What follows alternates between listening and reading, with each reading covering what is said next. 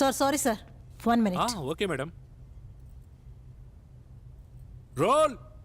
Rolling sir. Madam rolling. నాకు తెలుసు. చెప్పండి మిస్ అరివి, ముగ్గురు జీవితాల్ని మీరు ప్రశ్నార్థకం చేశారు. ఆ ముగ్గురికి ఎందుకు మా ఎయిడ్స్ని స్ప్రెడ్ చేశావు? స్ప్రెడ్ చేశాను అంటున్నారే. వీళ్ళు నన్ను రేప్ చేశారు. వాళ్ళెవరూ కంట్రోల్లో లేరు. తప్పు చేశారు. దానికి నేనేం చేయగలను? నీకు ఎయిడ్స్ ఉన్న విషయం వాళ్ళతో నువ్వు చెప్పలేదా? చెప్పాలనిపించలేదు మేడం. ఏ మాటలవి? నువ్వు గనక వాళ్ళతో చెప్పుంటే వాళ్ళ ప్రాణాలు దక్కేవి కదా. ఎలా? ఎలానా?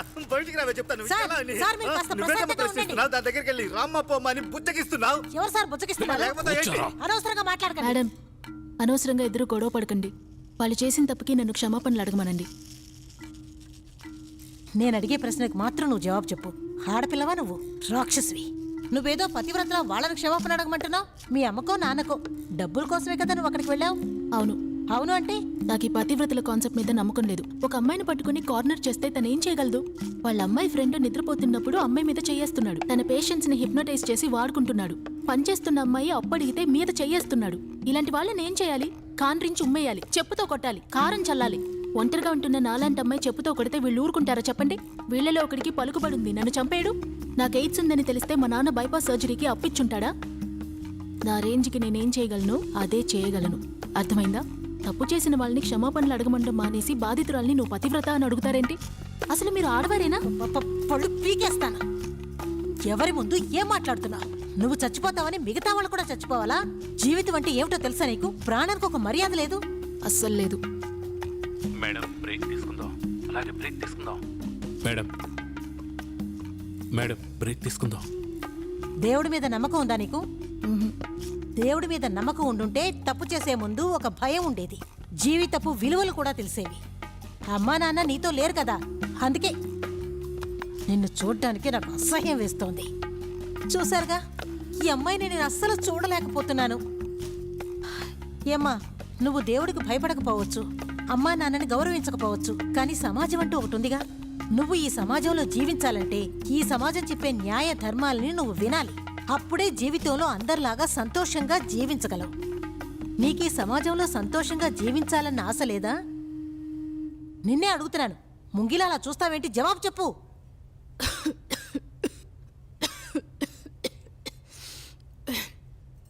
అసలు సంతోషం అంటే ఏంటి మేడం?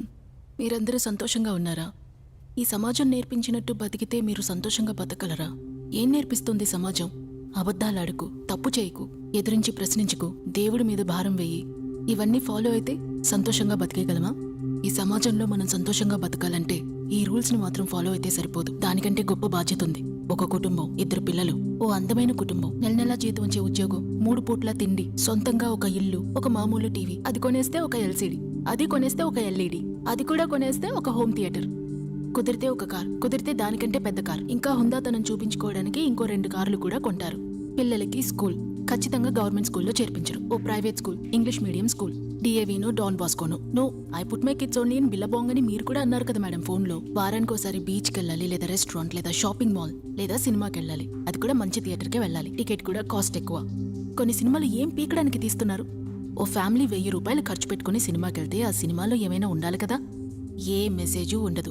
అయినా సరే నువ్వు ఆ సినిమా చూసే తీరాలి, ఎందుకంటే అది నీ కర్మ. అవసరమైనప్పుడల్లా డ్రెస్సులు, షూలు, చెప్పులు, కాస్మెటిక్స్ మీరెన్నైనా కొనొచ్చు. కొనకూడదనేం కాదు, కానీ కొని తీరాలి. ఏం కొనాలో ఆలోచించిన అవసరం లేదు. నీ చుట్టూ ఎవరైనా నుంచున్నా, నడిచినా, బస్సు కోసం వెయిట్ చేసినా, ఎటు తిరిగినా సరే TV, radio, newspaper, internet, mobile, వీధులన్నీ కొట్లు, కొట్లలో అడ్వర్టైజ్మెంట్లలో డిస్కౌంట్ ఆఫర్, సేల్. మిస్ చేసుకోకండి. ఆషాఢం ఆఫర్లు. ఆశ్చర్యపోతారు, ఆనందిస్తారు. ఇక్కడ రూల్ ఒక్కటే, డబ్బు. సమాజం ఏమంటుంది? నీ దగ్గర డబ్బుంటే గౌరవిస్తాను, లేదంటే గౌరవించను. సింపుల్. ఎంతైనా పంచేయి, ఎంతైనా సంపాదించుకో. కాకాపట్టు, బానిసగా ఉండు, లంచాలు తీసుకో, కొట్టు, తన్ను, బెదిరించు, పొడి చేయి, మర్డర్ చేయి, రేప్ చేయి, ఎంతమంది కడుపు మీదైనా కొట్టు, ఎంతమందినైనా తొక్కు, వేలల్లో, లక్షల్లో, కోట్లలో ఎన్ని డబ్బులైనా దోచేయి. డబ్బుంటే నిన్నెవ్వరూ తొక్కలేరు. ఈ సమాజం ఒక్క రూలే ఫాలో అవుతుంది. నువ్వు డబ్బు సంపాదిస్తే ఈ సమాజం నిన్ను గౌరవిస్తుంది, సంపాదించకపోతే సమాజం గౌరవించదు. సింపుల్. సొంతిల్లు లేకపోతే నీ భార్య నిన్ను గౌరవించదు. బంధువులెవ్వరూ గౌరవించరు. అమ్మ, నాన్న, తమ్ముడు, చెల్లి ఎవరూ గౌరవించరు. నీ కూతురికి పిల్లాన్నివ్వరు, నీ కొడుక్కి పిల్లనివ్వరు.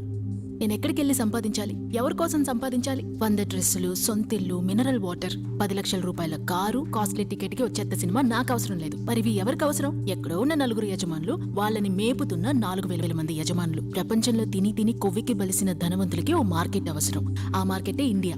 ఇక్కడ టీవీలో అడ్వర్టైజ్మెంట్ వేస్తే నువ్వు ఆ సోప్ కొనే తీరాలి, వేరే దారి లేదు నీకు. ప్రతిరోజు సంపాదించి సంపాదించి ఆశపడి అడ్డమైన చెత్త కొని దాన్నెందుకు కొన్నావో మర్చిపోయి మరుసటి రోజు ఉదయం మళ్లీ నిద్ర లేచి సంపాదించి తగలడాలి. అప్పుడే ప్రపంచంలో ఉన్న ధనవంతులందరూ సంతోషంగా బతుకుతారు. వాళ్ళు సంతోషంగా ఉండాలని దేవుడు నిన్ను సృష్టించాడు.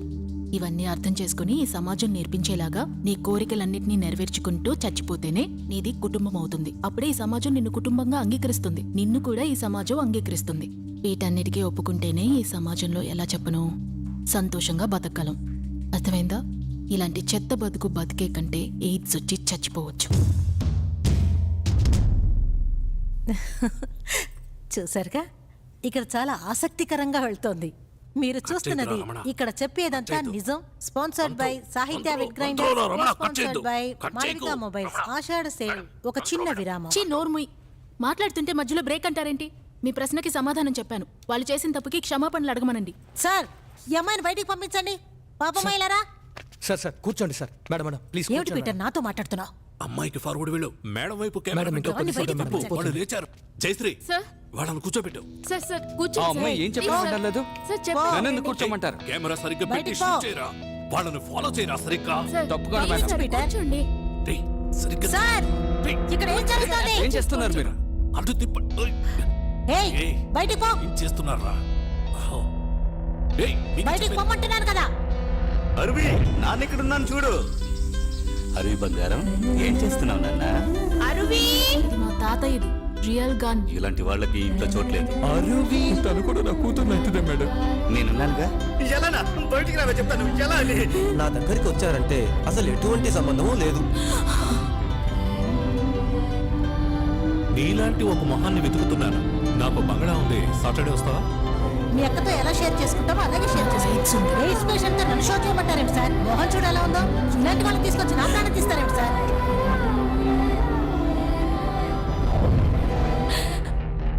బయటికి పొమ్మంటున్నాను కదా. మాట్లాడుతుంటే నువ్వు పాటు కరుస్తున్నావేంటి? చిట్కలు వేస్తున్నావు ఏంటి? అలా అరుస్తావు? ఇప్పుడు అరువు చూద్దాం. అరువు చూద్దాం. సారీ అడుగు. సారీ అడుగు. సారీ అడుగుమంటున్నాగా. రేయ్, ఎందుకురా భయపడుతున్నారు? ఏం కాదురా, లోపలికి వెళ్ళండి. ఏం చూస్తున్నారా మీరు? పీటర్ వాళ్ళని తప్పుకోమను. కెమెరాకి తెలియడం లేదు. బుద్ధి లేని వాళ్ళు. వీళ్ళని పెట్టుకొని ఎపిసోడ్ ఎలా చేస్తాను? ప్రాజెక్ట్ మొదలైనప్పటి నుంచి ఇలాంటి లైవ్ నాకు దొరకలేదు.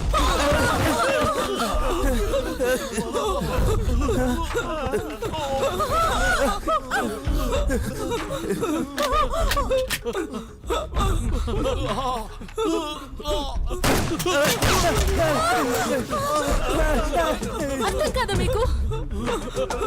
ఎమిలీ, బయటికి వెళ్ళి సుభాష్ సెక్యూరిటీ ఎవరున్నా సరే తీసుకురా. వచ్చేటప్పుడు డోర్ లాక్ చేసిరా. అలాగే అరువి.